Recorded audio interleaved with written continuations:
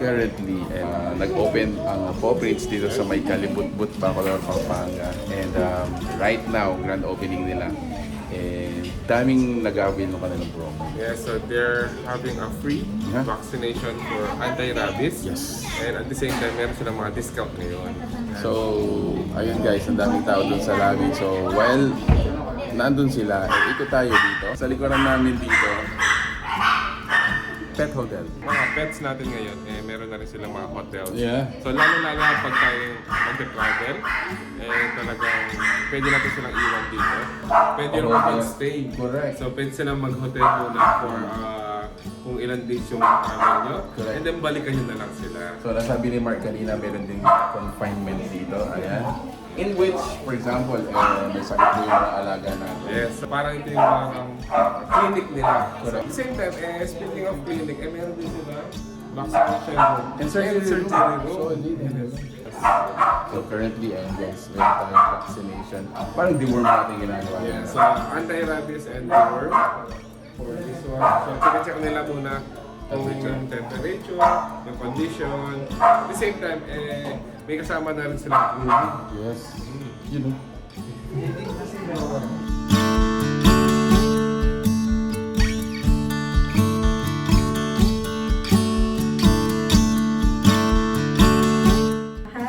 I'm Dr. Kathleen K. Romero-Malik. So I'm the head vet of Paw Prints Veterinary Clinic. Yung Paw Prints actually is bata pa. Yung pinakauna nating branch is in Mexico. Yes. It's actually turning 5 this year. Tapos we have branch in Mabalacat and Angeles and yung ngayon dito sa Bacolor. We offer basic to general consultation, pet grooming, dogs and cats, and pet boarding. We also have confinement. Yes. We also offer diagnosis. We have laboratory equipment, in-house CBC, blood chem, immunofluorescence assay, ultrasound. Wow, ang dami. Yes po, and we have food slumps. Yes. And we try to complete our test kits. And we perform minor to major surgery except orthopedics po. Yes. And sooner or later, darating din yung x-ray.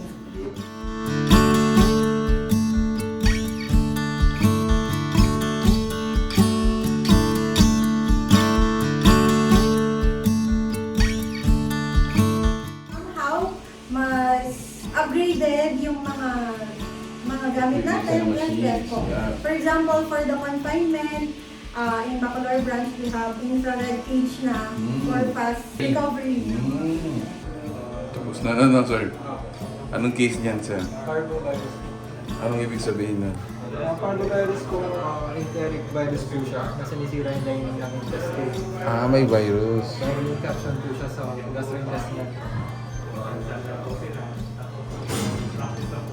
Usually sa yung mga clinical signs niyan, yung pagkatay ng dugo, pagkakamlay, dehydrated.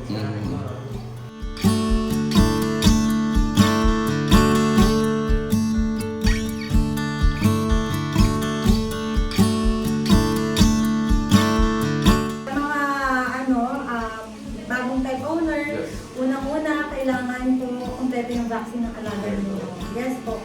Kailangan po kumpleto yung deworming. We need to give the full immunization for baby para iwas po sa mga sakit. For dogs, meron yung core vaccine natin, yung mga 5-in-1, 6-in-1, 8-in-1. Para talaga mga babies na Yes po, may schedule po talaga. And we need to follow the schedule. Yes. Yung pag-aalaga ng pet kasi is big responsibility. Yes. Para kang may baby kasi dyan. Correct. Kaya kung mag-aalaga ka ng pet, you make sure na talagang pinag-isipan mo. And doon naman kami papasok ng vet para i-guide ka. Assistant. Yes.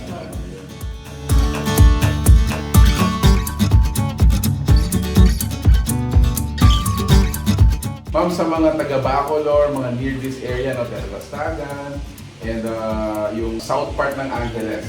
Ayan, please invite them. Ano po ba yung mga promos natin this week? Ayun po, bali for our grand opening promo, meron pa po kaming low-cost pay and neuter for the whole month of May.